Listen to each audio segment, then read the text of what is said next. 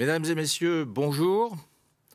Je suis Michel Wackenheim, président de l'Académie de l'air et de l'espace, et j'ai l'honneur de déclarer ouvert le colloque 2021 organisé par notre Académie intitulé « Transport aérien en crise et défis climatiques vers de nouveaux paradigmes ». Et maintenant, nous pouvons passer la parole à Violetta Bulch. Thank you very much and greetings to everyone. Beaucoup. Salutations à tous. C'est une période très importante dans l'évolution de nos sociétés et de notre monde. Je sais que l'aviation a été fortement chahutée, mais ceux qui sont ici aujourd'hui sont tous convaincus que l'aviation va se réinventer, elle va trouver le moyen d'aller de l'avant et d'être en pointe en tant que secteur dans ce monde en mutation. L'avenir de l'aviation est déjà parmi nous et c'est mon message pour aujourd'hui. Je vais vous exposer 5 grandes tendances mondiales que j'ai sélectionnées pour leur effet sur l'aviation également. Tout d'abord, je suis convaincu que nous sommes aussi confrontés à un paradigme de civilisation. Tout le monde pense que tout est trop gros, comment est-ce qu'on a pu inventer cela? Mais regardez les évolutions des 5000 dernières années et vous verrez que il y a un cycle et nous sommes en train de pénétrer à nouveau dans ce cycle avec un nouveau paradigme de civilisation. Et on demande à l'aviation de suivre cette tendance et de surveiller les évolutions qui vont advenir parce qu'avec tout changement de paradigme de civilisation, il y a de grandes mutations technologiques et avec tout grand changement de paradigme, il y a une nouvelle réorganisation des structures sociales et de tout nouveaux modèles émergent. Pour suivre cette grande méga-tendance globale, je vais en suivre 4 autres. Tout d'abord, les grands défis mondiaux partagés que l'on ne peut pas mettre de côté. Tout d'abord, le changement climatique. Le changement climatique rapproche le monde et c'est probablement l'un des sujets les plus propices actuellement pour faire advenir ce changement de paradigme de civilisation. Ensuite, il y a l'évolution du numérique parmi ces défis mondiaux partagés. Et le numérique réoriente tous les modèles économiques et même les concepts d'écosystèmes, réoriente les concepts de communauté mondiale. Mais en parallèle, cela vient agrandir le fossé entre riches et pauvres. Les inégalités sont tellement gigantesques qu'on ne sait même plus comment les gérer. Et il n'est pas surprenant de voir que tout en haut de cette situation chaotique au niveau mondial, il y a eu une pandémie. Si vous regardez les 2-3 000 dernières années, on verra que ça a été une caractéristique des pandémies qui ont fait tomber de nombreuses civilisations. Elles sont survenues lorsqu'il y avait des situations ingérables où il y avait une disparité croissante entre riches et pauvres et quand on n'avait pas les bons mécanismes de contrôle sur les communautés, sur ce qu'il se passait en base en matière de santé et de relations interpersonnelles. La quatrième grande tendance, enfin la dernière grande tendance qui va avoir des effets sur l'aviation, c'est l'exploration spatiale. L'aviation était le secteur industriel le plus en pointe sur la planète, qui était à la pointe de la technologie. Ensuite, c'était repris par d'autres secteurs. Mais maintenant, c'est le spatial. Et là, j'invite toutes les parties prenantes de l'aviation à suivre de très près ce qu'il se passe et à travailler sur les interdépendances et sur les points de connexion pour s'assurer que les tendances d'innovation que l'on retrouve dans le spatial se transfèrent le plus rapidement possible à l'aviation pour récolter les bénéfices de tout ce qui est investi en matière de recherche et d'innovation pour le retrouver dans l'aviation. Ensuite, l'autre grande tendance, c'est le comportement des consommateurs et leurs habitudes de dépenses. Surtout, cela a été remis en question avec la pandémie et il faut encore voir dans quelle direction vont se diriger les consommateurs. Mais on sait déjà actuellement que ceux qui vont être en mesure de véritablement doivent véritablement investir dans la confiance, dans la transparence et choisir les bons canaux de communication seront les véritables gagnants de cette nouvelle situation. J'invite donc instamment le secteur de l'aviation à se pencher de très près sur les modèles de consommation et de comportement et à développer la confiance et des modèles de transparence qui vont faire revenir les consommateurs. Et puis, il y a le cinquième phénomène que l'on retrouve, qui est surtout le fait de l'utilisation croissante de la technologie pour se relier les uns les autres et l'établissement de communautés mondiales qui ont leur propre logique, qui ont leurs propres besoins. Et là, j'invite instamment l'aviation à étudier ces communautés mondiales qui utilisent beaucoup la technologie. Et il y a toutes les indications qui montrent que ces communautés vont devoir voyager et se retrouver physiquement. Valérie, quel est le constat actuel des scientifiques sur les changements climatiques? Où en sont les travaux du GIEC? Est-on sur la bonne trajectoire 5 ans après les accords de Paris? Quelle part doit-on attribuer au transport aérien et quelle évolution peut-on attendre? Vous avez la parole, Valérie. Merci beaucoup. Donc, j'avais préparé des supports visuels qui, normalement, vont apparaître à l'écran. Donc, le premier élément, c'est bien sûr ce constat d'un climat qui se réchauffe avec un certain nombre d'indicateurs. Celui que vous voyez représenté sous forme de barre verticale ici, depuis 1850 jusqu'en 2020, représente ce degré de réchauffement qui est observé à la surface de la Terre. Et c'est un indicateur pertinent de l'état du climat, ça n'est pas le seul. Et c'est aussi un indicateur qui permet de se représenter à la fois l'état global du climat, mais aussi le lien avec un certain nombre de conséquences régionales. Quels sont les points importants à comprendre vis-à-vis de la perturbation profonde que les activités humaines exercent sur le fonctionnement du climat? Premier constat, nous perturbons très profondément la composition de l'atmosphère. Vous avez là, sur une période de temps de 2000 ans, le niveau naturel pour les périodes douces de la concentration des principaux gaz à effet de serre dans l'atmosphère. Et vous voyez les ruptures à partir de la révolution industrielle du milieu du 19e siècle, avec donc une augmentation très forte et qui se poursuit de l'augmentation de la concentration de dioxyde de carbone, de méthane, d'oxyde nitreux dans l'atmosphère. Et il est certain que c'est la conséquence des activités humaines. Diapo suivante. Il est également certain qu'en modifiant la composition de l'atmosphère, par l'injection massive de gaz à effet de serre, mais aussi par l'injection de particules de pollution, leur effet direct parasol, leur effet indirect sur la formation de nuages, les activités humaines perturbent profondément le bilan d'énergie de la Terre et on le mesure avec cette métrique qu'on appelle le forçage radiatif effectif. Donc ça mesure en fait le déséquilibre du bilan d'énergie de la Terre au sommet de l'atmosphère. C'est ce qui permet de manière instantanée de comparer le poids de différents facteurs qui perturbent le climat. L'accumulation de chaleur dans l'océan rend le réchauffement tel qu'il a déjà eu lieu irréversible. Mais l'évolution future du climat n'est pas jouée et elle va dépendre des émissions de gaz à effet de serre à venir. Ce qui compte, ça n'est pas l'inertie dans le fonctionnement du climat pour les tendances à venir en termes de réchauffement. C'est vraiment notre capacité à transformer les infrastructures que nous utilisons et l'inertie de nos infrastructures. Et le secteur aérien fait partie des secteurs d'activité pour lesquels il y a une inertie, simplement par le temps de renouvellement, par exemple, de la flotte. Donc là, il s'agit d'une plage de réchauffement très proche de l'actuel. La barre grise, c'est le niveau où on est aujourd'hui. Et c'est dans une plage, en fait, entre 1 et 2 degrés de réchauffement planétaire. Donc je précise qu'au rythme actuel de réchauffement, on va atteindre un monde 1,5 degré plus chaud très rapidement dans les décennies qui viennent.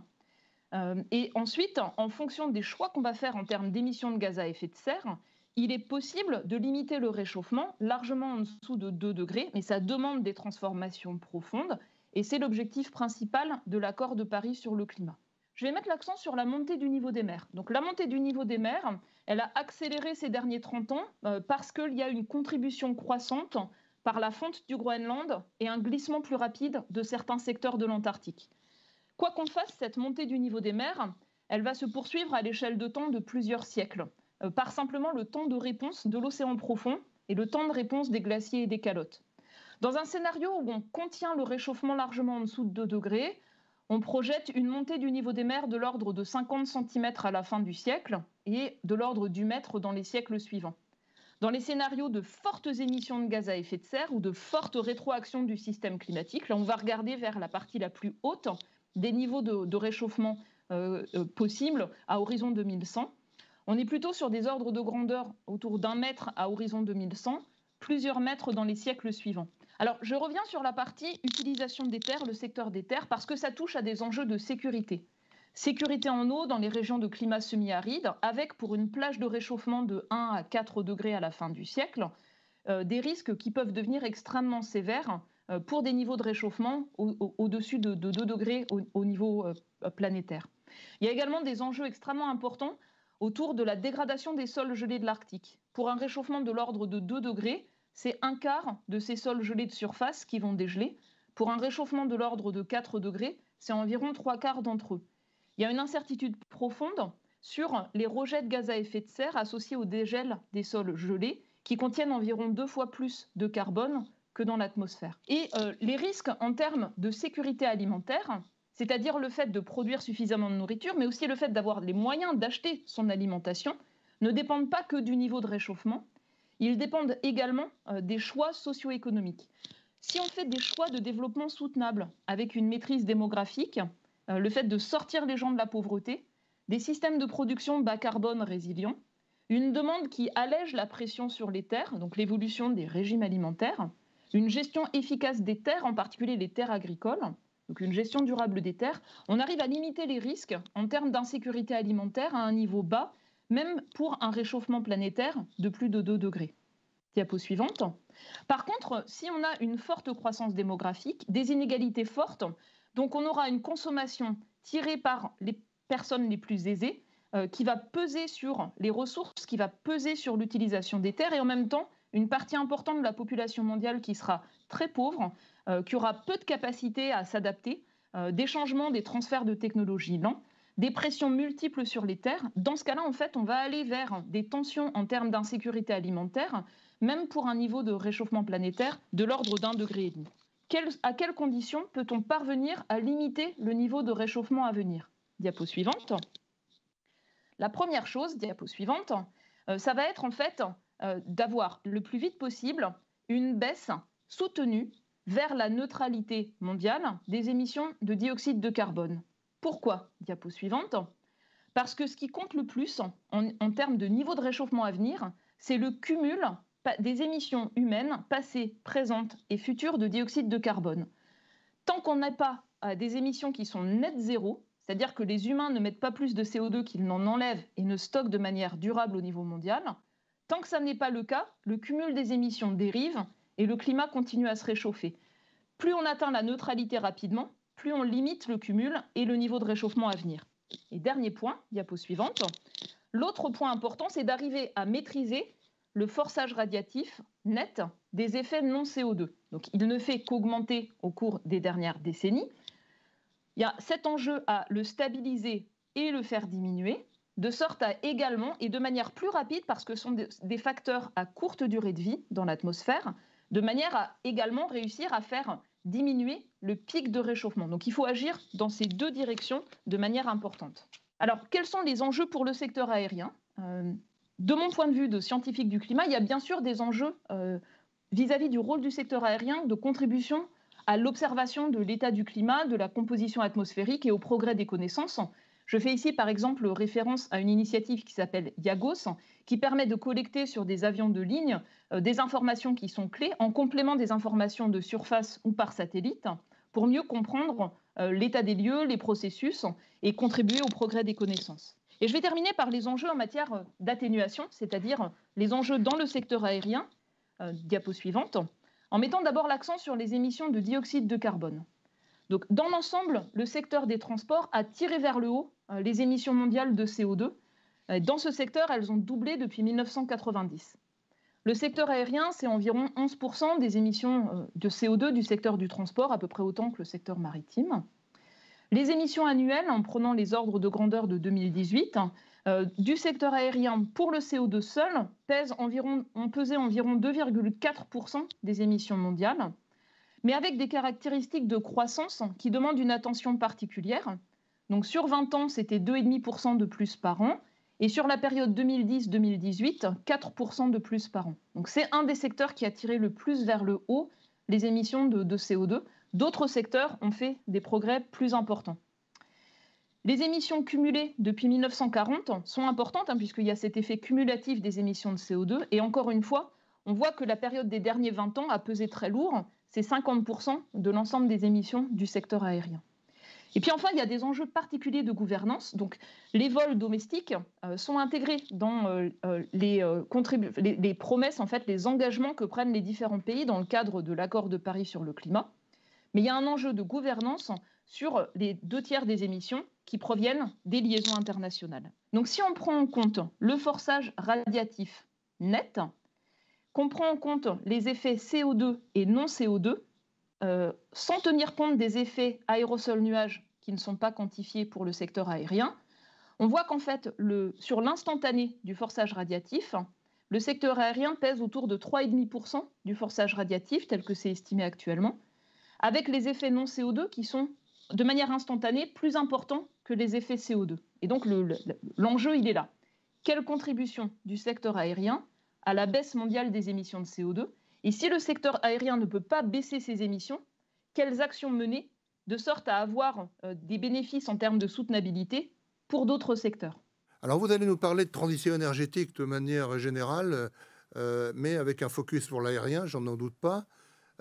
Bon, j'ai envie de vous dire, j'ai un point qui m'interpelle, parce que Michel l'a dit, moi je l'ai dit aussi un petit peu avant, on aime bien les choses holistiques, on aime bien poser le problème de manière holistique, en prenant en compte les rôles industriels, économiques, sociaux, culturels de chaque secteur qui contribuent à l'effet de serre. Donc, dans ce contexte-là, quand on définit un budget carbone pour l'aérien en France, est-ce une donnée robuste? Bon, je ne vous demande pas d'y répondre tout de suite, mais je pense que peut-être que dans le courant de votre présentation, c'est quelque chose que vous pouvez adresser. Vous avez la parole, Jean-Marc. Merci. Je peux répondre très rapidement à votre question. Ce n'est pas plus robuste qu'une préférence. Tout budget toute allocation du budget, toute allocation à une activité donnée au sein d'un budget carbone global, dont Valérie a parlé, ne peut relever que d'une préférence. Donc, ce que la Terre voit, c'est le budget carbone global. Et après, au sein, qu'on donne plus de place à la viande, à la voiture, à l'avion, au chauffage ou à la fabrication d'ordinateurs, ça, c'est une préférence collective. En fait, je vais commencer par résumer les deux conclusions principales que je voulais tenter d'étayer avec un certain nombre de graphiques. La première, c'est que ce qui a fait la révolution industrielle des 19e et 20e siècles, dont le transport aérien est une des excroissances, entre guillemets, c'est-à-dire un des éléments qui est observable aujourd'hui, c'est l'abondance énergétique. Donc en gros, le transport aérien est né avec le pétrole abondant et ma conclusion personnelle, c'est qu'il, entre guillemets, mourra, c'est-à-dire déclinera avec le déclin du pétrole abondant.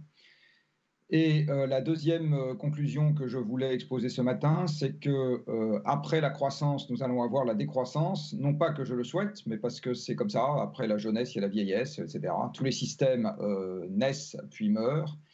Et donc, il va falloir transitionner en décroissance pour le transport aérien comme pour le reste.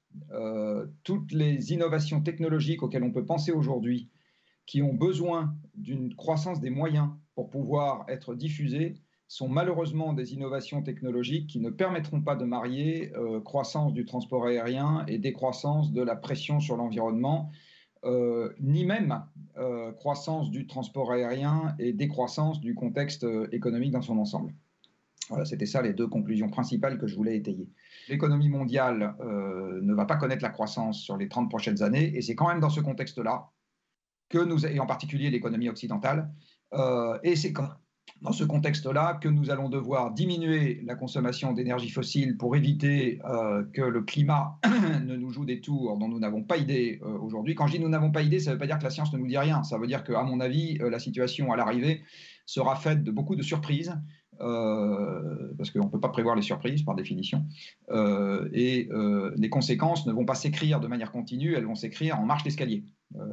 C'est, je pense, comme ça qu'il faut se préparer. Voilà. Donc c'est dans ce contexte-là qu'il faut envisager l'avenir du transport aérien, dont je rappelle, pour finir sur cette conclusion un peu taquine, que pour l'essentiel de ce qu'il apporte, c'est une occupation de loisir. Alors certes, ça fait des tas d'ingénieurs très sophistiqués, mais je rappelle que c'est essentiellement une occupation de loisir.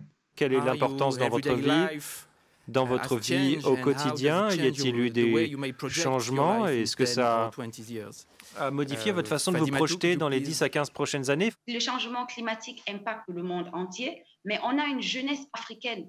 On a 60% de la population africaine qui a moins de 25 ans. Donc, imaginez, si on remet le cadre actuel du monde entier à la population africaine, on se rendra compte qu'il y a un gros déséquilibre. On est encore au stade de pouvoir leur faire comprendre l'avantage de l'aviation, leur faire voir ce que c'est que l'aéronautique, et donc revenir leur expliquer qu'il va falloir adopter des nouvelles mesures pour protéger le monde. Ils ne se sentent pas concernés. Donc je pense qu'à travers une plateforme telle que celle-ci, on pourra aborder les problématiques du monde développé, et voir comment est-ce qu'on peut développer une coopération. Quand je parle de coopération, elle implique le secteur public, le secteur privé, des volontaires comme moi et beaucoup d'autres, à créer des plateformes pour pouvoir avoir plus de vulgarisation. Comment pouvez-vous imaginer que les choses évoluent différemment au cours des 20 prochaines années? Merci Olivier. Et pour ma part, je pense que pour réduire l'empreinte carbone de l'industrie, il ne suffit pas de s'appuyer sur les nouvelles technologies ou des combustibles plus efficaces. Il y a évidemment, il est important d'avoir d'autres sources d'énergie, surtout si l'on veut tenir compte de la croissance de ce secteur d'activité. Donc il y a des questions de rendement énergétique. Il faut quand même faire la distinction entre les longs courriers et les vols intérieurs, en tout cas, qui sont les courts ou moyens courriers. Si j'étais à la tête d'une grande société de voyage de tourisme, je les inviterais tout d'abord à regarder la présentation de Valérie Masson-Delmotte. Je crois que c'est une lecture essentielle.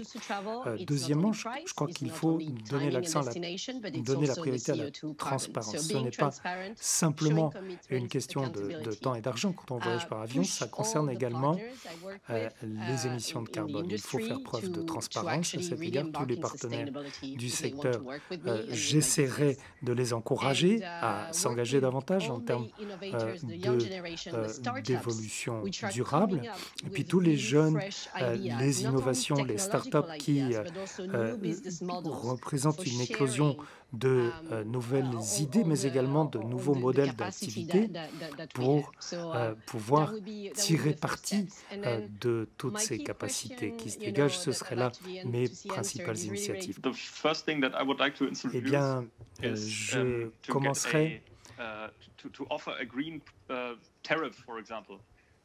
en proposant des tarifs verts, par exemple, à savoir que les passagers auraient la capacité à choisir soit des prix conventionnels, soit des prix plus élevés en volant dans des avions qui utilisent des combustibles, des carburants durables.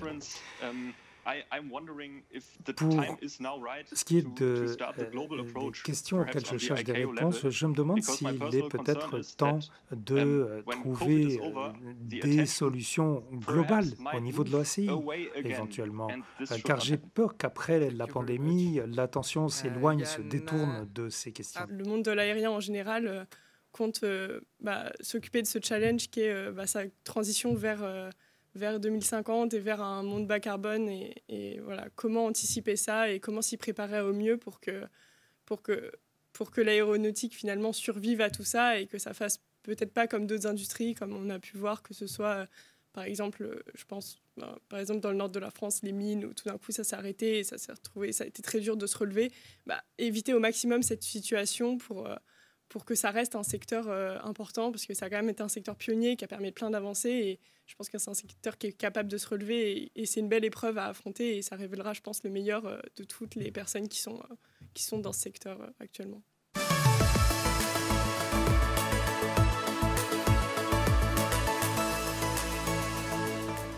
Il faut distinguer entre le vecteur d'énergie et la source primaire d'énergie. Dans le cas du kérosène, elles sont confondues, mais ce n'est pas le cas pour les énergies alternatives. Et on peut très bien avoir un vecteur d'énergie qui soit décarboné, mais dont la source ne le soit pas. C'est typiquement le cas de l'électricité produite à partir du charbon. À l'inverse, on peut avoir un vecteur d'énergie qui contienne du carbone, mais qui soit carbone neutral, comme on dit en anglais, qui soit neutre. C'est typiquement le cas des biocarburants. Ce sont des hydrocarbures, mais leur combustion est neutre du point de vue climatique parce qu'on a une boucle fermée du carbone. Le carbone vient de la biomasse et sera réabsorbé. À ce sujet, d'ailleurs, on voit le mot réel ne devrait peut-être pas être décarboner l'aviation, mais la défossiliser. Hein, c'est un néologisme. Mais bon. L'état de l'art aujourd'hui des batteries, c'est environ 250 Wh par kilogramme, sans que l'on ait aujourd'hui identifié de solution pour aller au-delà de 600 Wh par kilogramme. Et une étude de la NASA a montré qu'avec 500 Wh par kilogramme, on pouvait peut-être faire un avion régional de 48 passagers pour 200 nautiques. Donc on voit l'ampleur du gap qui nous sépare du bel avion illustré à droite, ce long courrier d'Airbus. Donc en fait, la solution ne réside que dans les dans les combustibles de synthèse, pardon, pas les hydrocarbures. Sur la planche suivante, vous avez une liste des candidats qui sont aujourd'hui envisagés. Donc, on a l'hydrogène, on a le méthane et on a ce qu'on appelle les hydrocarbures de synthèse. Alors, les deux premiers, hydrogène et méthane, sont ce qu'on appelle des carburants non drop-in, c'est-à-dire qu'ils ne sont pas utilisables dans les avions ni dans les infrastructures actuelles, ce qui pose évidemment quelques difficultés pour leur introduction. Tandis que les hydrocarbures synthétiques, eux, ont une composition proche du kérosène actuel et on pourrait imaginer de les introduire sans grande modification, voire sans modification. On peut d'ores et déjà d'ailleurs les introduire mélangés à 50% avec du kérosène. Ce que montre la planche par ailleurs, c'est qu'en fait pour produire ces différents candidats, on a principalement deux voies et on a ces deux voies pour l'ensemble des candidats. Et la première voie, c'est celle par la biomasse, donc ça c'est typiquement le cas des biocarburants, mais on peut aussi produire des hydrocarbures par la voie à partir d'énergie électrique. C'est ce qu'on appelle les power to liquid ou les e-fuels. Et on retrouve en fait la même situation pour le méthane et évidemment pour l'hydrogène. Là, on sait qu'on peut le produire par électrolyse de l'eau, donc par la voie électrique, mais on peut aussi le produire à partir de biomasse. Essayer de prévoir la quantité de biocarburants qu'on pourrait produire suppose un très grand nombre d'hypothèses dans des domaines très variés et que donc c'est un exercice intrinsèquement incertain. L'hydrogène, effectivement, ça a un fort contenu énergétique massif, mais par contre, ça a une densité faible. Et donc, même sous forme liquide, et donc ça va nous obliger à stocker sur les avions commerciaux l'hydrogène sous forme liquide, et donc sous forme cryogénique à 20 Kelvin. C'est donc une difficulté, et comme je l'ai dit au début, il faudra aussi adapter les installations, les avions et les infrastructures pour utiliser l'hydrogène. Donc l'hydrogène, on sait déjà le produire par électrolyse avec zéro émission si l'électricité est décarbonée, ça c'est en ne prenant pas en compte les émissions liées à l'infrastructure, aux infrastructures, et les efficacités énergétiques qu'on peut obtenir sont comprises, suivant les procédés, entre 70 et 90%. 90%, c'est le cas le plus élevé de l'électrolyse à haute température, mais qui nécessite d'avoir une source de chaleur disponible.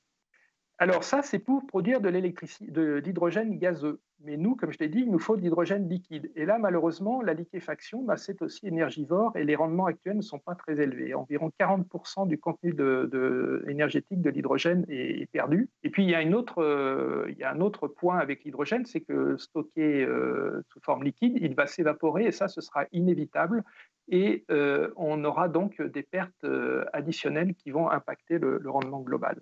Alors, on a une solution cousine de l'hydrogène à partir de l'électrolyse, c'est celle des carburants, ce qu'on appelle les power to liquid, que Patrick nous présentera plus en détail après. Là, vous avez une illustration grossière du schéma de production. Donc, il nous faut de l'hydrogène produit par électrolyse, il nous faut du CO2 que l'on capte soit dans des fumées industrielles, soit directement dans l'atmosphère. Ce CO2, il faut le dissocier en monoxyde de carbone.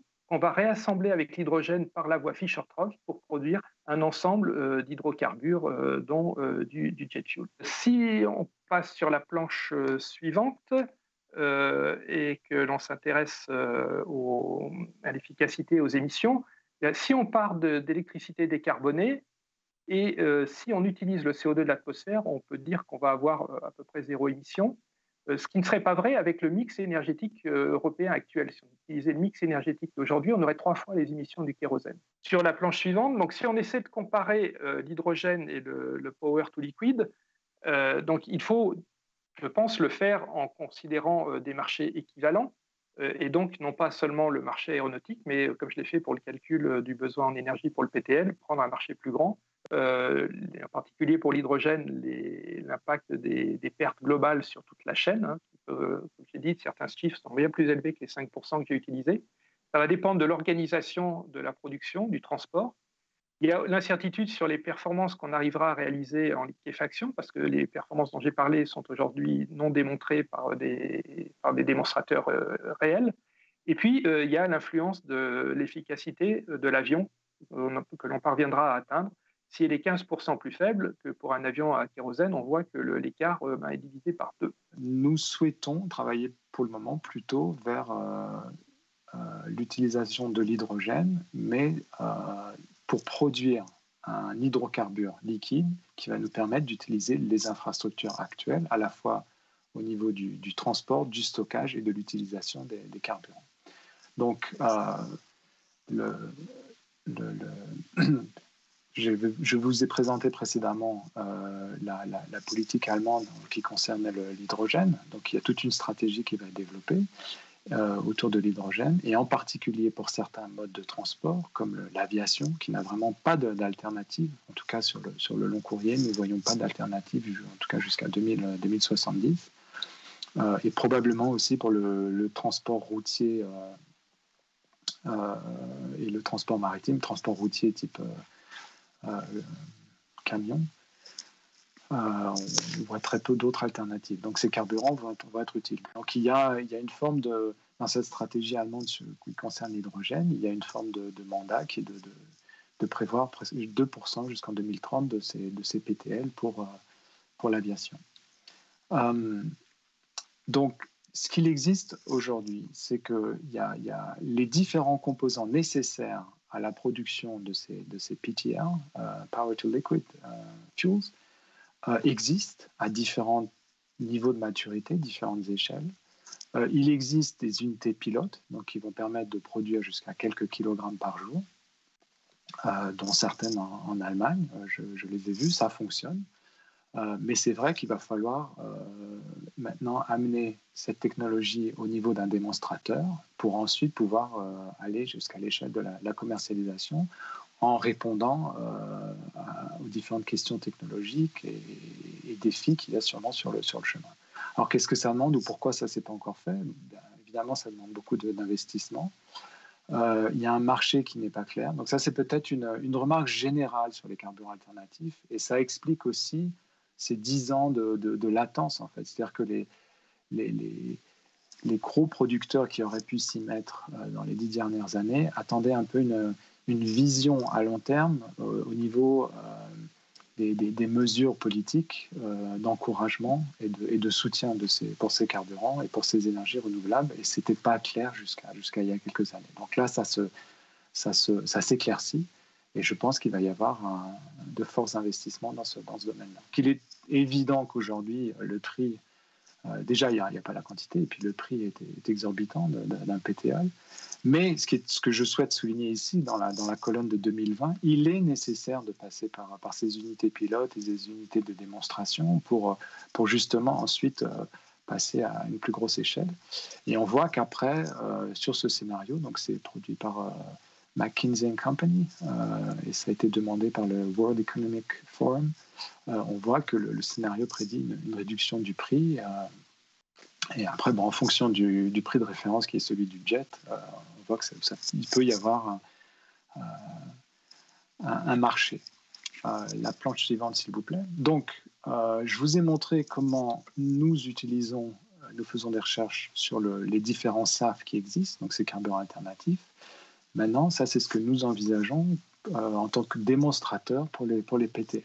Ensuite, un réacteur de type RVGS, Reverse Water Gas Shift. Je ne sais pas comment on dit en français. Mais en fait, ça transforme le CO2 en monoxyde de carbone en utilisant une partie de l'hydrogène et cet hydrogène a été produit par l'électrolyseur. Dans un premier temps, c'est l'électrolyseur simple, c'est-à-dire production à partir de l'eau d'hydrogène. Dans un second temps, il est envisagé de faire de la coélectrolyse, donc du CO2 et de l'eau qui vont produire directement le gaz de synthèse, donc le CO et l'hydrogène. Et ensuite, soit une route de type Fischer-Tropsch, dont j'ai déjà parlé, soit une route de type méthanol, qui est intéressante parce qu'elle n'a pas besoin de monoxyde de carbone, elle peut utiliser directement le CO2 et l'hydrogène. Donc, j'ai essayé de vous présenter un peu dans le contexte de l'aviation, comment utiliser l'hydrogène, que ce soit sous forme directe avec la combustion d'hydrogène direct, soit transformation de cet hydrogène en on va dire un carburant plus classique à partir du PTL, qui nous permettrait d'utiliser les infrastructures existantes et donc d'agir aujourd'hui sur ces fameux objectifs que je considère très ambitieux, qui sont de réduire jusqu'à 2050 les émissions de CO2 de l'aviation en particulier, mais je dis tout secteur va y contribuer. Donc ça, c'est la route que nous allons envisager au sein de mon département. Merci beaucoup de votre attention. Ce que nous voyons ici, c'est ce qu'on appelle les principaux démonstrateurs. Il y en a 74 que nous appelons les grands démonstrateurs. On ne peut pas tous les passer en revue et chacun s'y reconnaîtra. Vous savez un peu ce que sont les différents secteurs concernés. D'abord, la configuration des aéronefs, les démonstrateurs, les nouveaux systèmes de cockpit, du côté propulsion. Nous avons également des travaux de recherche qui touchent les flux laminaires. Pour la construction des avions, il y a également un travail de démonstration sur des prototypes qui s'intéressent à la production d'énergie électrique et puis des grands démonstrateurs sur le cycle du fuselage, qu'on appelle le démonstrateur multidimensionnel et qui s'intéresse à la réduction d'une tonne de ces aéronefs et réduction du coût non seulement de production, d'exploitation, efficacité énergétique. Enfin, tous ces domaines d'optimisation sont développés et nous arrivons à l'étape où les démonstrateurs seront au premier plan. Il faut voir que jusque-là, c'était la technologie fondamentale qui était développée pour arriver à un stade d'application où maintenant, au cours des 3 prochaines années, nous aurons des démonstrations très concrètes de ce travail de recherche.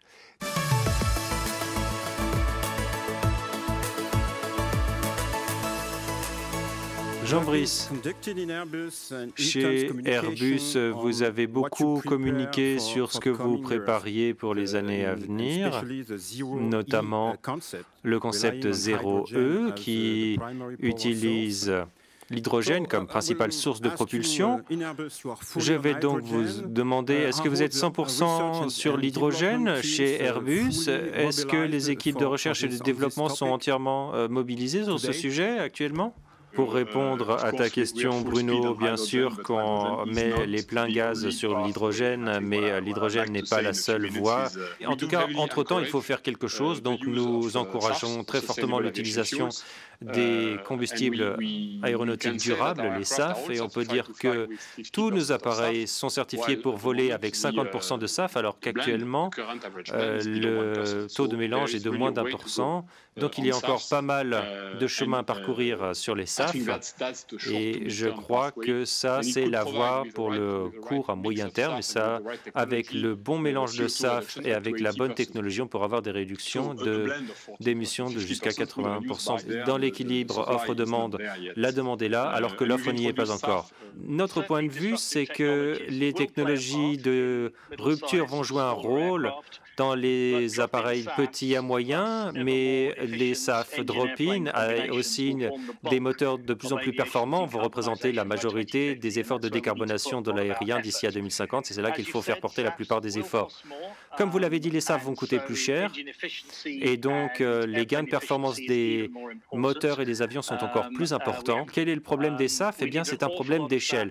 Il faut énormément de SAF d'ici à 2050. Il faudra 500 millions de tonnes de SAF d'ici à 2050, même avec l'utilisation de l'hydrogène, l'hybridation, l'hybride électrique. Ça sera énormément de SAF qu'il faudra produire. Et ce qui est intéressant dans ces conférences, il faut commencer à impliquer le secteur pétrolier et gazier parce que c'est eux qui vont nous permettre de passer à l'échelle nécessaire. Mais bien sûr, ça devient de plus en plus difficile parce que le moteur est plus gros, l'intégration est plus difficile et le poids et la traînée de la nacelle deviennent conséquents. Il y a différentes possibilités architecturales pour y arriver. Il y en a une qu'on va adopter et sur lesquelles on est pionnier avec le concept Open Rotor. Renouvelable. Là, évidemment, c'est une transition qui ne concerne pas simplement l'aviation, mais toute l'infrastructure de production. Et il est évident que nous devons nous y mettre dès aujourd'hui. Et évidemment, on peut reconstruire, modifier, renouveler nos flottes. Évidemment, ce qui est utile, c'est déjà de pouvoir d'ores et déjà utiliser ces nouveaux carburants et les intégrer dans les appareils existants. Mais il y a un problème d'échelle, parce que de toute façon, dans les décennies à venir, les aéronefs auront besoin de combustible liquide. Et lorsque vous avez des distances qui sont de l'ordre de 2000 km, c'est quand même le gros des émissions. Et c'est autour de ces appareils et de ces trajets que le travail devra se faire. Qu'il s'agisse de réservoirs, de piles à combustible ou d'autres, les appareils, les nouveaux modèles devront déjà être mis au point, devront être certifiés, devront trouver l'infrastructure correspondante. Et puis, la conception même des aéronefs multipoints devra elle-même être revue. Il y a de nouvelles règles qui s'appliqueront. On est en train de parler d'un aéronef entièrement nouveau. Il faut lui enlever tous les gaz qui auront la désagréable habitude de se solidifier, de se liquéfier, de se solidifier quand l'hydrogène liquide va arriver, et en particulier la vapeur d'eau. La vapeur d'eau est un drame pour l'hydrogène liquide. Les technologies qui ont été mises en place sur Ariane, sur un lanceur spatial, en l'occurrence, sont des technologies qui, à la base, sont potentiellement utilisables dans d'autres domaines. Il ne faut pas se tromper sur le problème du cycle de vie. Encore une fois, tout à l'heure, je parlais d'1 heure pour un lanceur, 10 heures pour un avion, mais le problème de l'avion, c'est qu'il est utilisé quand même pendant 15 ans, alors qu'un lanceur n'est pas réutilisé pour le moment. Et l'autre aspect, c'est que effectivement, c'est un problème de production. C'est-à-dire, en fait, il faut que les technologies qu'on va mettre en place soient facilement contrôlables, facilement mises en œuvre, pour qu'effectivement, ce soit raisonnable au niveau de l'exploitation opérationnelle pendant plusieurs années. Je vais essayer d'être bref dans ma réponse. Nous ne considérons pas qu'il y ait là une concurrence pour le SAF et le PTL. Les carburants synthétiques dérivés de l'hydrogène sont un élément important de notre programme d'action au niveau du secteur. Et on peut effectivement réfléchir à la possibilité de carburant sans se borner au SAF. Et pour revenir à ce qui a été dit tout à l'heure sur la question du volume en lien avec l'hydrogène, nous n'avons nullement l'intention d'aller aussi loin avec l'hydrogène. Ce serait pour des contextes de moyenne et longue portée, des solutions drop-in qui seraient privilégiables à base de SAF ou de PTL, le PTL étant lui-même dépendant de l'hydrogène. Moi, ce que je dirais aux jeunes, c'est que l'innovation humaine n'a aucune frontière hormis les lois de la physique. On a envoyé des hommes sur la Lune en moins de 10 ans. Le vaccin anti-Covid, ça a été une course incroyable. Tout le monde s'est rassemblé pour faire quelque chose qui aurait été inconcevable il y a seulement quelques années. Mon impression concernant l'ingéniosité humaine et que entre maintenant et 2050, quand il faudra décarboner l'aviation, on va décarboner l'aviation, eh bien, ces jeunes vont avoir 30, 40 ans, ils auront de nouvelles idées auxquelles la génération actuelle n'a pas pensé. Par exemple, je regardais les travaux d'un jeune sur la biologie synthétique, des nouvelles façons de capter le CO2 dans les plantes, ce qui n'avait jamais été fait auparavant. Ce n'est qu'un exemple. Il y aura tellement d'innovations. Moi, je suis très optimiste. L'aérien va bénéficier de cette innovation pour relever le défi. Si on remonte au début de l'ère moderne de l'aviation civile, avec les premiers jets à réaction, fin des années 50, début des années 60, les consommations en carburant, certes encore fossiles, par siège et par kilomètre, ont été divisées par plus de 4. Je ne suis pas sûr qu'à l'époque des pionniers des années 50-60, si on leur avait dit dans 50 ans vous diviserez par 4, on l'a fait. On l'a fait et ça peut quand même nous rassurer sur les capacités de cette industrie et de son environnement à relever le nouveau défi qui est devant nous, qui est peut-être d'un ordre de grandeur encore plus élevé. Et puis, comme on a fait quand même pas mal de progrès et que les rendements dépassent jamais 1, que les arbres ne grimpent pas au ciel, c'est un sacré challenge. Mais personnellement, tout le passé de l'aéronautique mondiale me rend confiant dans la capacité à innover et à trouver les solutions dont on a besoin. Notre communauté saura relever le défi. Je trouve que ça serait vraiment dommage qu'on n'essaye pas. La question, c'est pas forcément de savoir à quoi va ressembler notre avion en 2050. La question, c'est de le faire, de le faire exister. L'hydrogène, oui, c'est un beau projet. Oui, ça peut mobiliser, tirer des tas de technologies, etc., etc.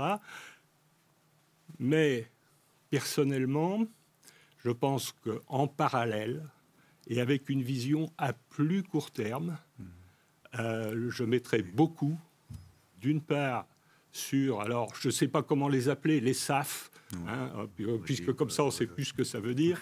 Je ne sais pas quelle dose il y aura de biomasse versus du CO2 capté, combiné à de l'hydrogène, etc. Je suis incapable de le dire, mais j'ai très très envie que ça arrive. Et dernier point, cette gouvernance, ça doit être quelque part mondiale.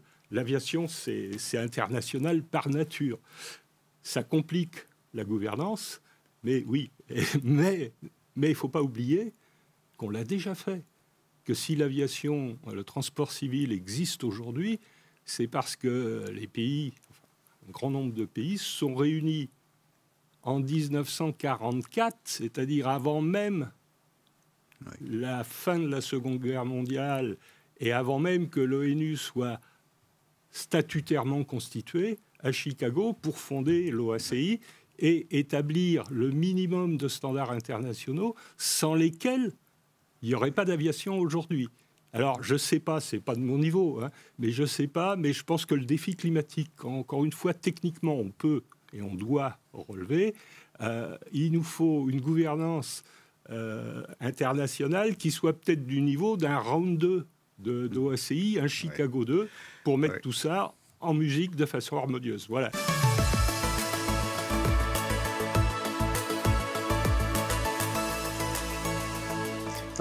Vous l'avez mentionné, on est vraiment toujours malheureusement en plein milieu de cette crise sanitaire.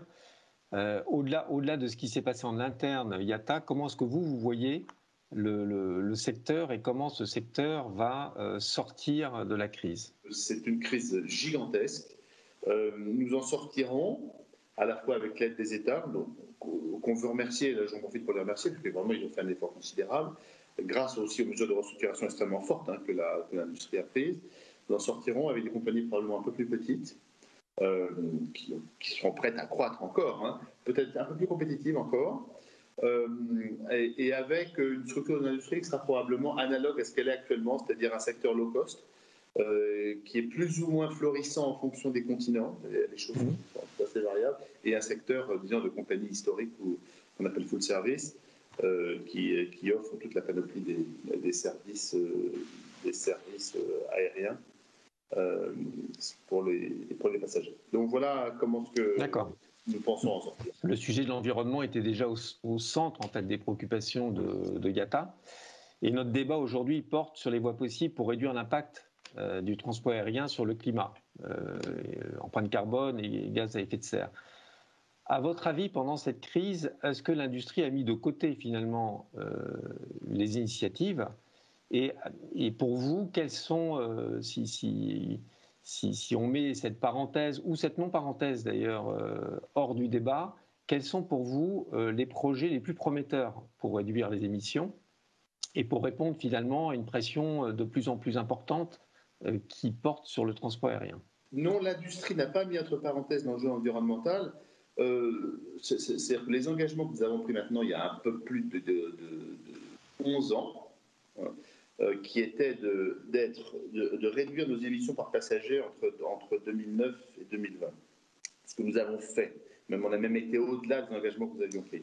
Ensuite, d'être neutre en carbone à partir de 2020, en mettant en place un programme qui s'appelle Corsia, qui est un programme de compensation de nos émissions qui démarre le 1er janvier, qui a démarré le 1er janvier 2021. Tout le monde suit la recommandation du programme. Et enfin, de diviser nos émissions CO2 par 2 en 2050 par rapport au niveau 2005. Ces engagements ont été maintenus inchangés. Quand on prend les engagements, cette industrie, sérieusement, on le fait sérieusement. On veut qu'ils soient tenables, on veut qu'ils soient techniquement fondés, on veut que ces engagements soient tenus. Alors, quels sont les éléments sur lesquels nous pensons qu'il faut agir? Bon, on a premièrement tous les mécanismes de compensation qu'on a mis en place. Quand je vous ai cité Corsia, c'est un programme que nous avons proposé au gouvernement de nous imposer. Nous sommes la seule industrie à avoir été voir et convaincu les gouvernements de nous réguler. Alors cette étude prend à 4 parties. Une première partie qui, d'une certaine façon, repose le problème des émissions et cale, entre guillemets, le niveau de challenge de l'aviation. Une deuxième partie qui est plutôt de dire qui émet et où est-ce qu'on émet. Une troisième partie, qu'est-ce qu'on peut faire. Et puis enfin, une fois qu'on sait ce qu'on peut faire, comment arriver à faire ce qu'on peut ou ce qu'on doit faire. Le slide suivant qui illustre sur cette courbe que vous connaissez sans doute, mais qui montre les émissions de carbone de l'aviation. Donc comme vous le voyez, aujourd'hui, l'aviation en 2020 émet environ 1 milliard de tonnes par an. Et pour regarder l'ampleur des choses, si on a la courbe rouge, si vous suivez la courbe de rouge qui est la courbe liée au Covid, on va terminer en 2050 avec une émission de 2 milliards de tonnes. Ce qui veut dire que l'enjeu, c'est de diviser par 7 l'émission annuelle de carbone pour l'aviation. C'est vous dire l'ampleur de ce challenge. Maintenant, qui émet et où est-ce qu'on émet? Donc, premier message, 85% des émissions en route.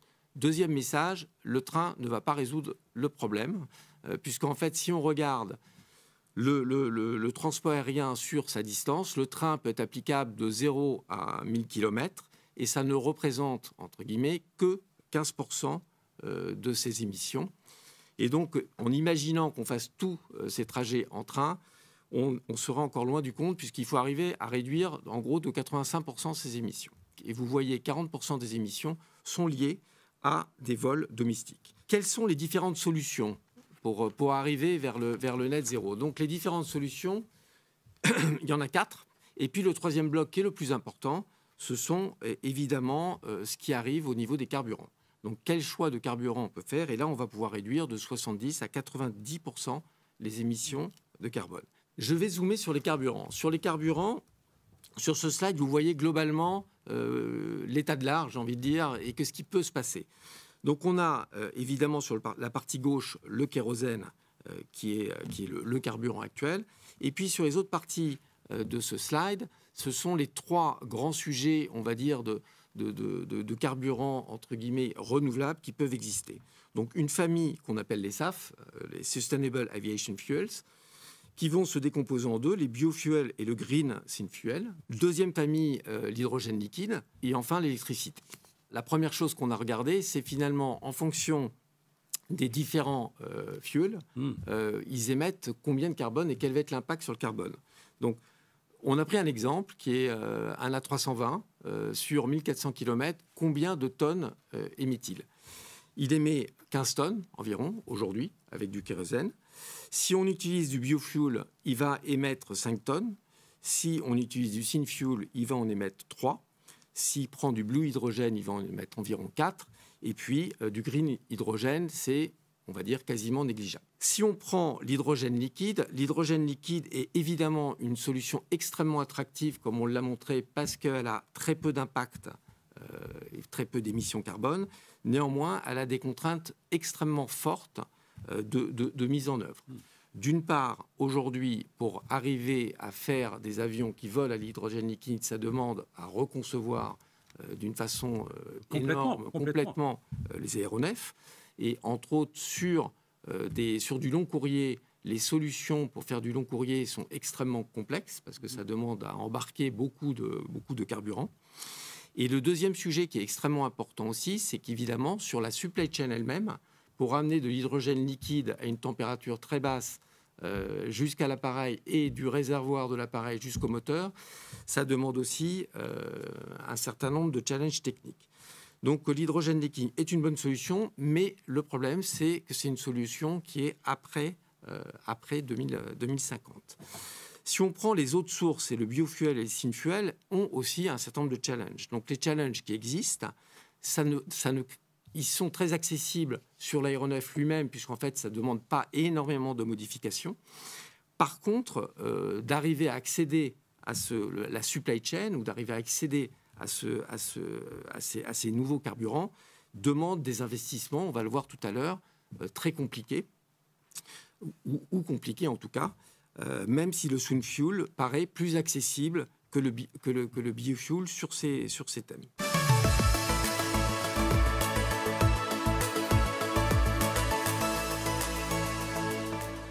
So, good morning, everyone. And as we've already heard this morning from Alexandre de Juniac of IATA, the air transport industry had suffered probably the worst crisis in more than 100 years. À l'instant, le secteur de l'aviation traverse une crise qui est sans précédent depuis une centaine d'années. On peut dès lors s'interroger sur l'avenir du secteur au sortir de cette crise. Quand je repense à ce qui s'est passé au tout début de la crise, il y a un an, nous souhaitions assurer la continuité d'exploitation, repatrier nos effectifs, prendre des mesures sanitaires, repenser au remboursement notamment. Nous avons pu désormais stabiliser la situation, mais nous sommes très préoccupés par les aspects économiques et notamment par la gestion de la trésorerie. Nous savons que nous devons récupérer de la compétitivité dans la perspective de la reprise et savoir si effectivement ces questions liées à l'environnement restent parmi nos principales priorités. Eh bien, dès avant la crise, nous étions déjà convaincus du fait que ce serait là la clé pour notre action au XXIe siècle. Je voudrais dire que le développement durable pour nous, chez IAG, c'est une dimension absolument essentielle et qu'il faut que nous sachions traiter pour nous développer. Voilà pourquoi en 2019, nous nous étions engagés à l'échéance 2050 à des émissions nettes zéro. Et je dois dire que malgré l'arrivée de la pandémie, nous avons pu jouer un rôle très actif pour encourager le secteur à prendre des engagements encore plus forts. 72% des répondants, donc de nos passagers, ont la conviction que les compagnies aériennes doivent prendre des engagements massifs en matière de réduction des émissions de carbone. Je crois que c'est là une pression qui ne cessera de se renforcer de la part de nos clients. Et Jonathan et Anne l'ont déjà dit avec d'autres exemples. Il y a chaque semaine qui passe, de nouveaux engagements qui sont pris. Ce qui est positif, c'est que maintenant, on sait qu'avec le rapport Waypoint 2050, qu'il y a pas mal de trajectoires différentes, de combinaisons d'actions qui nous permettraient d'y arriver et qui nous permettraient d'aller encore plus loin. Je crois que le message du secteur est assez clair. Nous avons un objectif existant qui est très ambitieux. Je vous ai parlé des ordres de grandeur en question, mais c'est atteignable et un avenir net zéro au niveau mondial, c'est faisable d'ici à 2060-2065. Les SAF sont la meilleure solution à court terme, moyen terme et à long terme pour notre secteur. Et on a fait pas mal de chemin, vous avez raison. Il n'y a pas encore de quantité significative disponible, mais on a conçu ce secteur de zéro à partir de 2006 en créant des efforts de consortium pour trouver des façons de s'assurer de la sécurité de ces carburants alternatifs dans l'aviation. Mais on a fait beaucoup de chemin. Néanmoins, il faut changer d'échelle dans l'approvisionnement pour rendre cela plus compétitif économiquement. Il faut un soutien des dirigeants pour que ces carburants soient viables commercialement, pas nécessairement au même prix que les carburants conventionnels, mais il faut que les prix baissent. De notre côté, en France, on s'est engagé à introduire 2% de SAF d'ici à 2025, donc ça aidera à sécuriser des volumes afin de pouvoir construire un secteur mature et à optimiser la production et à produire de plus grandes quantités aussi, et petit à petit, on pourra réduire les prix. Nous pensons que c'est tout à fait complémentaire. Et il n'y a pas de solution magique contre le changement climatique. Il faut tous les atouts et nous pensons que l'hydrogène et les avions hybrides seraient surtout dédiés aux missions moyen courrier. On ne pense pas que la technologie se sera développée pour le long courrier, alors que les SAF serait entièrement la solution pour les longs courriers. Donc on pense qu'il y a une complémentarité totale.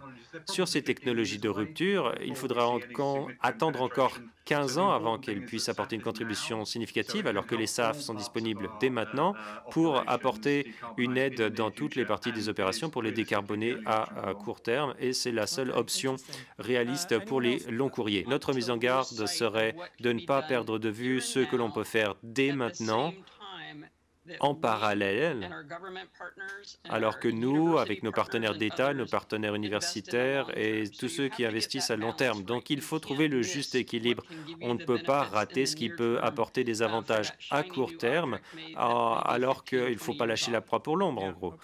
Je vous remercie. Alors, ce que j'entends ici, c'est qu'on s'intéresse bien entendu comme objectif global à l'environnement. Les opérateurs divers s'accordent dessus. Il y a différentes approches qui sont en place pour réduire les émissions. Au-delà de cela, il y a des objectifs à court et à moyen terme sur les carburants de substitution, les SAF et autres, ce qui n'exclut pas des solutions à plus long terme, comme les aéronefs à propulsion électrique ou à hydrogène. Mais on parle beaucoup surtout des SAF. Maintenant, les solutions existent d'ores et déjà. La question est de pouvoir les développer à une échelle industrielle. Est-ce que notamment la production peut se développer? Et puis, évidemment, en termes de perspective, les États doivent pouvoir définir les cadres qui veilleront à ce que l'investissement soit encouragé dans ce sens. Voilà, si cela résume à peu près les positions que vous avez exprimées. Du point de vue d'un régulateur, quelle est votre analyse de la situation actuelle? Bon, la première question, c'est celle du défi climatique. C'est une réalité. Personne ne conteste sérieusement ce défi climatique. Il faut le relever. Et il ne s'agit pas simplement de stabiliser les émissions, parce que, comme on l'a vu, le CO2 se stocke. Donc, il faut réduire de façon drastique ces émissions. C'est une décarbonation de l'ensemble de notre économie qui est devant nous. L'ensemble de notre économie, dont l'aviation, mais pas plus que ce qui est raisonnable dans le domaine de l'aviation. Et c'est ma deuxième question. L'aviation n'émet que depuis un siècle, et elle n'émet de façon significative que depuis une cinquantaine d'années. À l'évidence, ce n'est pas l'aviation qui a fait le changement climatique, et ce n'est pas non plus l'aviation qui est aujourd'hui le facteur décisif du changement climatique. Et donc, la volonté de certains de détruire de l'aviation, ça procède très clairement de la technique du bouc émissaire. Ce n'est pas une démarche rationnelle. Une démarche rationnelle, c'est bien de faire un effort de décarbonation partout où c'est possible, et d'abord, là où c'est facile, et de préparer les suites dans le domaine de l'aviation. D'autant que l'aviation est irremplaçable pour les déplacements lointains, et à partir de 1000 km, ça commence à être lointain, donc ça englobe une bonne partie du moyen courrier. Et puis l'aviation est irremplaçable pour les petites destinations locales court courrier, parce que le train, ça marche quand il y a une certaine massification des passagers. Mais quand il y a 20 passagers à bord d'un train, c'est une catastrophe. Et donc là-dessus, l'avion, par la flexibilité de la taille des cabines, est effectivement quelque chose d'irremplaçable. Je dirais que là, les procédures lourdes de l'OACI, la façon dont la gouvernance est organisée, peut poser des problèmes et en posera certainement. Il faut s'attaquer à ce problème-là. Et puis j'y vois un autre point sur lequel il faut aussi travailler et améliorer les choses, c'est sur l'innovation. Oui. Comment l'OACI va prendre en compte les innovations techniques dont on nous dit qu'elles vont progresser très rapidement. Oui. Il y a un décalage temporel aujourd'hui entre la capacité d'une organisation aussi lourde à 193 États à prendre en compte et à établir les normes. On dit généralement que certaines normes prennent 10 ans.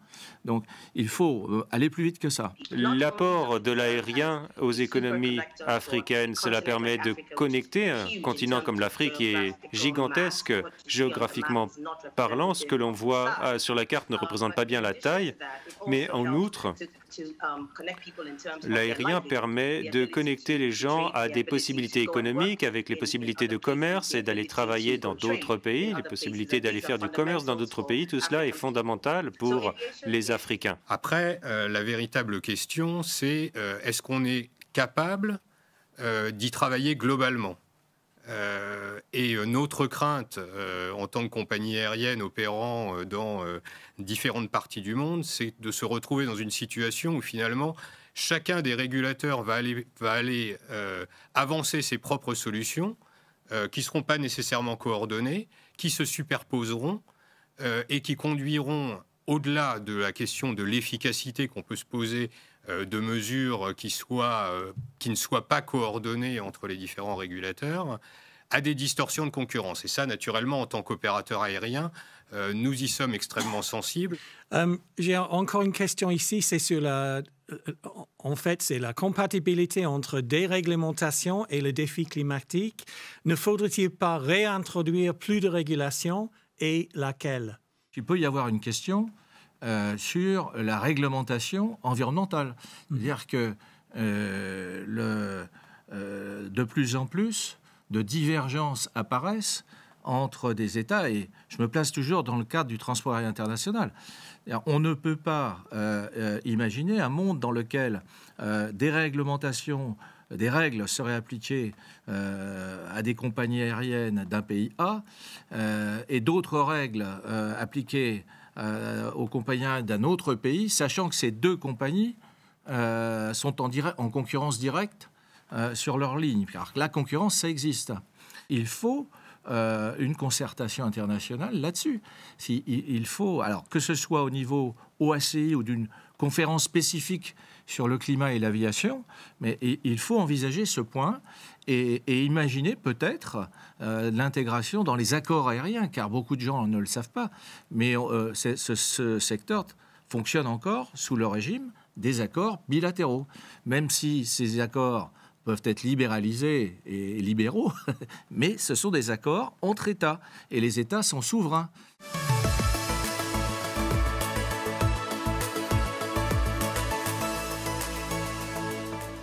On a vu aussi se développer ce phénomène étonnant de compagnies aériennes qui proposaient des vols vers nulle part, ou en d'autres termes, des vols où vous décolliez d'un aéroport et vous reveniez dans ce même aéroport. On a vu Qantas proposer cela, on a vu Singapore Airlines proposer ce type de vol, où il s'agissait simplement, pour les gens, de leur faire à nouveau connaître l'expérience du transport en avion, même si ça ne les transportait nulle part. Et donc on a, d'une part, je dirais, et de façon presque contradictoire. On a cette aspiration, à l'évidence, d'une partie de la population à faire des voyages aériens pour le seul plaisir de monter dans un avion et de voir le monde depuis le ciel. Et d'autre part, à l'évidence, ce phénomène dont vous avez parlé en introduction de la honte de voler, le flight shaming, qui consiste quelque part à culpabiliser de prendre l'avion. Du transport aérien, il y a bien plus que la question des émissions de gaz à effet de serre, qui est évidemment un élément essentiel de l'équation, mais il y a aussi la question de l'agenda politique et du monde dans lequel nous souhaitons vivre. Est-ce que nous voulons vivre dans un monde refermé sur lui-même, dont les frontières seraient fermées, ou est-ce que nous allons parvenir à conserver un monde dont les frontières seraient relativement ouvertes, où les échanges et les contacts internationaux seraient importants, tout en parvenant malgré tout à répondre aux objectifs de l'accord de Paris. Je pense qu'on ne peut pas s'arrêter aujourd'hui à une seule comptabilité des émissions qui ignorerait complètement l'utilité sociale des émissions.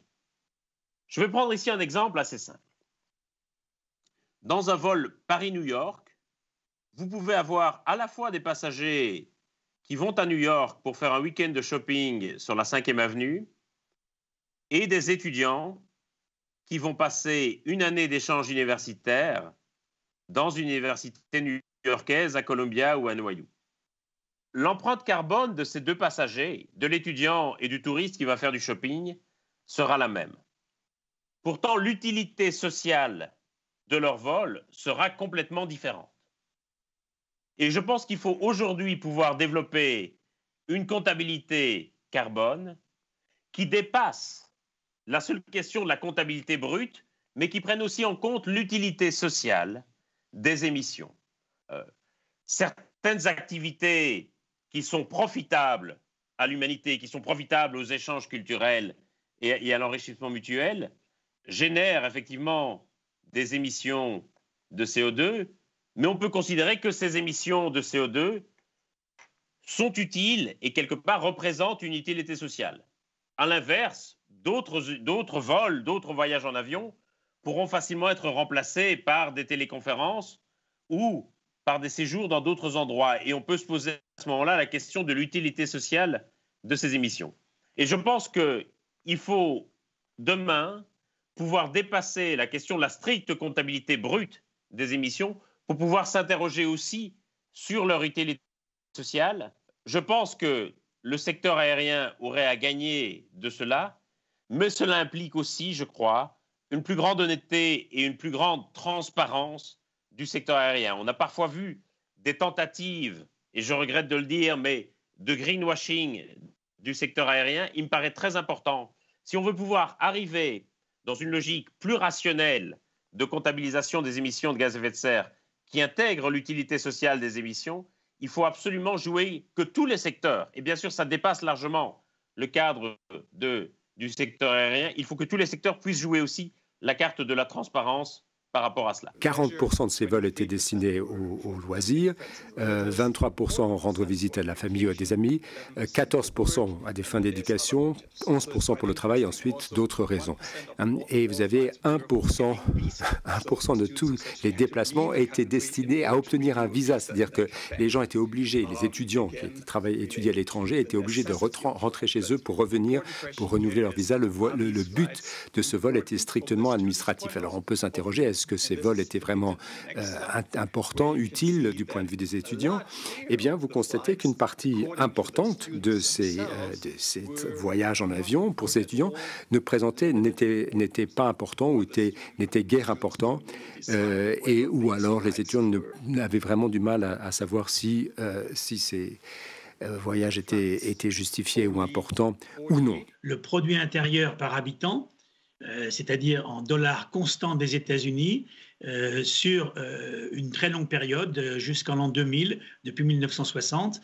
Et puis, vous avez un axe désordonné verticalement, la distance annuelle en kilomètres franchie par habitant dans chacune des grandes entités.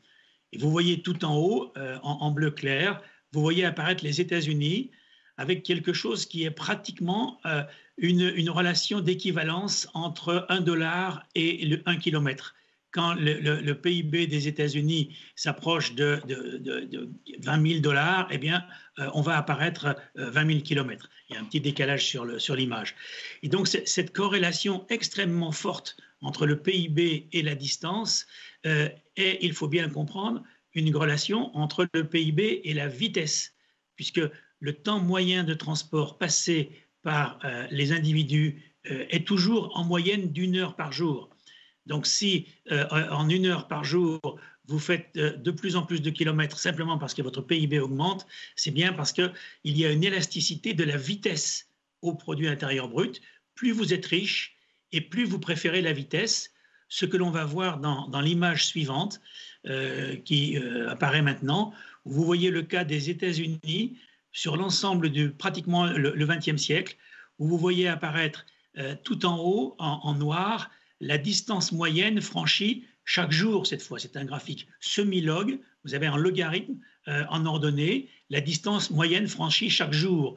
Et vous voyez qu'en 1880, c'était à peu près 4 km par jour franchis par personne, essentiellement à pied et un tout petit peu à cheval. Et si maintenant vous vous reportez à l'extrême droite du graphique, vous voyez qu'à la veille de l'an 2000, eh bien, les Américains franchissaient à peu près 70 km par jour et par personne, à peu près la plus grande partie en voiture, plus du tout à cheval, de moins en moins à pied, et une grande partie aujourd'hui, plus de 10 km par jour, et aujourd'hui on est pratiquement à 15 ou 20 franchis en avion. Voilà, ce que vous voyez apparaître ici, c'est ce que nous, on appelle depuis Ivan Illich la vitesse généralisée, c'est-à-dire pour vous déplacer, vous devez d'abord passer du temps dans le transport, et c'est donc la vitesse porte-à-porte compte. Bien, si vous prenez votre voiture, je parle ici d'une distance pour faire du tourisme, je ne parle pas d'un déplacement en zone urbaine, eh bien, vous vous déplacez en voiture sur longue distance, mettons à 60 km/h. Si vous prenez le train, en comptant le temps d'accès à la gare, le temps de sortie, etc., 100 km/h. Et si vous prenez l'avion, là aussi, en intégrant le temps pour aller de chez vous jusqu'à l'aéroport, le temps d'attente, la sécurité, etc., on va dire 250 km/h. Ça, c'est la vitesse physique. Et puis, vous avez la vitesse économique. Donc, si vous êtes smicard et que vous gagnez 10 euros de l'heure, comme le transport aérien aujourd'hui coûte à peu près 5 centimes d'euros du kilomètre, eh bien, avec 10 euros de salaire, vous achetez 200 km. Donc, la vitesse économique de l'avion pour une personne payée au salaire minimum, c'est 200 km/h, alors que comme le train coûte 10 centimes du kilomètre, c'est 100 km/h, et comme la voiture, tout compris, coûte 25 centimes du kilomètre, c'est 40 km/h.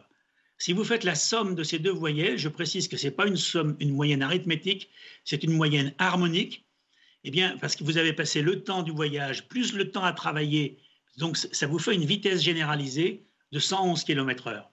Alors que pour le train, c'est seulement 50 et pour la voiture, 24. Donc vous voyez que même pour une personne payée au salaire minimum, la vitesse généralisée de l'avion, c'est 4 fois plus que la vitesse généralisée de la voiture. On a un potentiel de développement énorme de l'avion lié au fait qu'il est accessible à tout le monde, à un prix, à un coût généralisé qui est beaucoup plus faible que les autres modes. Et pour peu que les revenus augmentent, votre vitesse généralisée augmente, donc la demande potentielle augmente. Passons maintenant à la slide suivante sur l'idée qu'on est donc sur... il y a un potentiel massif de demande de transport. On va faire afficher l'ensemble des items. Merci. Donc, le potentiel de demande de transport est très fort à cause de la vitesse physique de l'avion, mais essentiellement à cause de sa vitesse économique, parce que l'avion a été, comprenons-le bien, le très bon élève de la dérégulation des transports à l'échelle européenne. Très bon élève parce qu'il a joué à fond la concurrence pour que les prix baissent, et c'est ce qui s'est produit. Très bon élève parce qu'il a énormément amélioré les taux de remplissage grâce aux compagnies low cost. Et très bon élève parce qu'il y a eu énormément de gains techniques sur les moteurs, sur les avions. Et tout cela a fait qu'on a eu un extraordinaire effet rebond.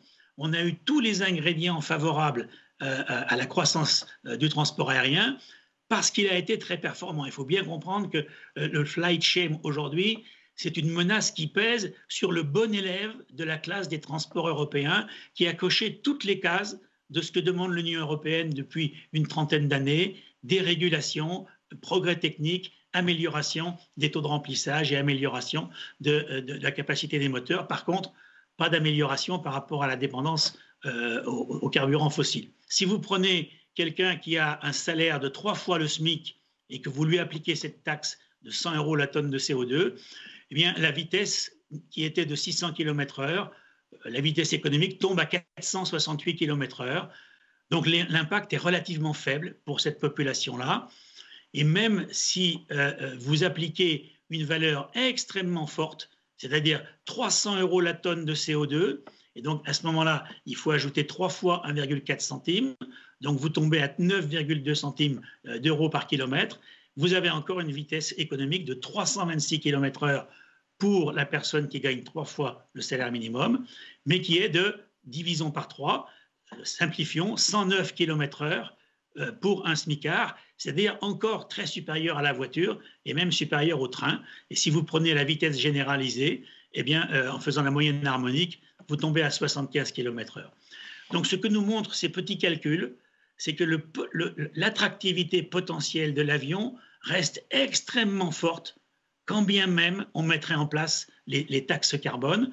Et c'est pour cela, donc, image suivante, qu'il faut peut-être regarder sur d'autres contraintes, celles qui ont été évoquées tout à l'heure par François Gémen, c'est-à-dire de dire, puisqu'on ne peut pas contraindre les quantités, les prix ne suffisent pas, il faut passer par les quantités, ce que nous dit l'école de Londres en matière d'environnement. Et donc, pour limiter ces quantités, comment peut-on faire? Eh bien, on peut mettre en place des quotas, mais des quotas beaucoup plus contraignants que ceux qui ont été mis en place en Europe jusqu'à aujourd'hui avec le système de l'Emission Trading Scheme. C'est-à-dire que, puisque aujourd'hui, si le prix du CO2 est aussi bas sur le marché du CO2, c'est parce que les quotas sont trop importants. Donc, il faudrait réduire très fortement les quotas pour faire remonter les prix à cette valeur de 100 € la tonne de CO2, voire 200, voire 300. Mais vous voyez bien, et ça a été évoqué tout à l'heure, vous voyez bien que si ces quotas sont vendables et achetables sur un marché secondaire, si on a un marché secondaire des permis négociables, eh bien la capacité de payer des personnes les plus riches va rester forte. Et ils vont pouvoir voler, non pas comme tout à l'heure le disait François Gémen en disant « moi je prends du transport aérien avec de l'hydrogène et je laisse les pauvres dans le kérosène », mais les pauvres, eux, ils ne pourront plus voler, mais les riches pourront continuer à voler parce qu'ils ont la capacité de paiement, d'où des développements aujourd'hui qui sont faits en disant il faut des permis négociables, mais des permis qui ne soient pas négociables, c'est-à-dire qu'il faut limiter les quantités de carbone par tête et interdire la commercialisation. Ce qui nous amène, François Gémen l'a évoqué tout à l'heure, à des rêves d'économie planifiée, administrée, sur des bases sur lesquelles il faut bien sûr s'interroger pour savoir à quelles conditions on va donner ou pas un permis à telle ou telle personne. Donc vous voyez bien qu'aujourd'hui, quand certains gourous du climat nous parlent de décroissance, qu'il faut que la croissance est inévitable, nous disent-ils, il faut bien comprendre que derrière cette décroissance inévitable, il y a cette idée de rationnement quantitatif extrêmement fort et sans marché secondaire pour que les riches ne puissent pas en quelque sorte tirer leur épingle du jeu. C'est tout simplement ce qui vient de se passer avec le lockdown.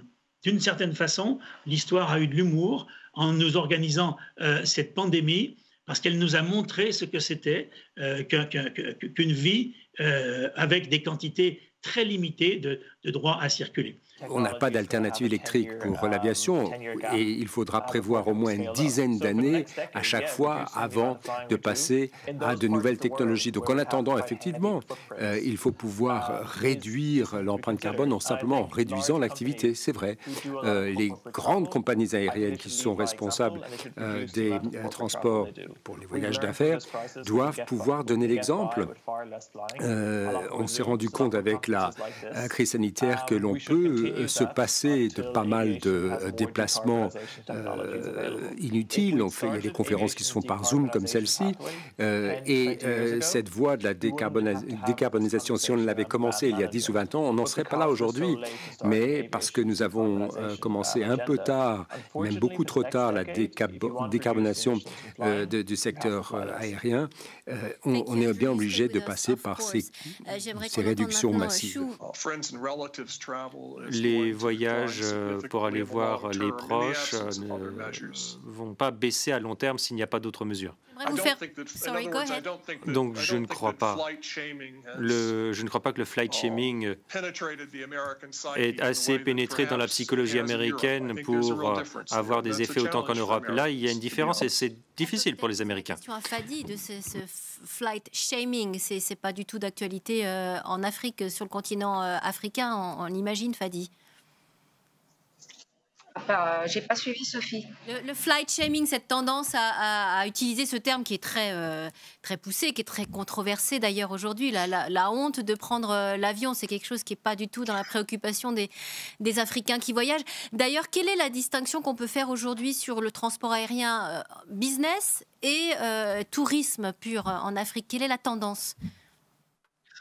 Sophie, comme j'ai dit, déjà le flight shaming, ça ne rentre pas dans nos mœurs parce que prendre encore un avion pour beaucoup de familles, c'est tout un événement. Vous allez dans la plupart des aéroports et vous allez voir que quand il y a un membre de la famille qui est en train de voyager, c'est vraiment un truc extra.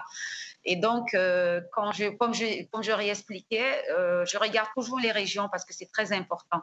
Je ne sais pas pourquoi certaines régions comme la mienne en bénéficient moins, mais le transport aérien d'affaires est moins développé dans beaucoup de zones. Ce n'est pas encore rentré dans les mœurs. Quand on prend un pays comme le Nigeria, où on vous dit que la plupart des grands hommes d'affaires ont leur propre dette, je me retrouve parfois à rechercher pour des clients un avion en Afrique centrale pour faire un voyage, et c'est très compliqué. Donc, il y a vraiment ce gap qui existe entre les régions et les pays en Afrique. Que j'interpelle toujours les acteurs. Je dis, on ne peut pas avoir une région qui est plus concentrée avec un excès, quand sur le même continent, on a des régions qui ont du besoin et qui sont en manque. Donc, si on doit pouvoir penser en tant qu'industrie à la survie de l'industrie, on doit pouvoir adopter des challenges à travers des programmes comme des champions ou pour renforcer une coopération de ces jeunes-là, parce que le problème qu'a le jeune en Europe qui dit il ne faut pas voler, c'est en fait le rêve du jeune africain qui, lui, ne rêve qu'à mettre le pied pour la première fois dans un avion. Donc, aux jeunes, renforcez votre coopération, développez, apprenez à mieux vous connaître, partagez vos expériences et les uns et les autres, vous aurez des meilleures propositions pour le futur. En ce qui concerne les Chinois, arrêter de voler, pour eux, ça paraît un peu ludique. C'est pas quelque chose de très réel. Donc, moi, je pense qu'il faut voir les choses dans le pays, dans les circonstances très concrètes, sélectionner. Peut-être on voyager quand il est nécessaire, pas d'une manière absolue.